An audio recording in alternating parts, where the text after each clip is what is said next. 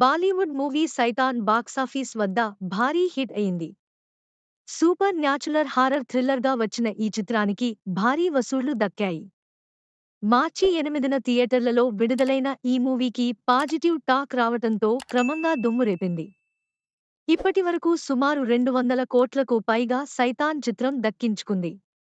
Bollywood hero Ajay Devgan ఇంకా తమిళ స్టార్లు Jyothika and Madhavan ఈ చిత్రంలో ప్రధాన పాత్రలు పోషించారు.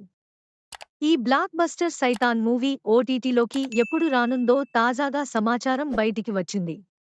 సైతాన్ మూవీ ఓటీటీ రిలీజ్ కోసం చాలా మంది ప్రేక్షకులు ఎదురుచూస్తున్నారు. ఈ చిత్రం డిజిటల్ స్ట్రీమింగ్ హక్కులను ప్రముఖ ఓటీటీ ప్లాట్ఫామ్ నెట్ఫ్లిక్స్ సొంతం చేసుకుంది.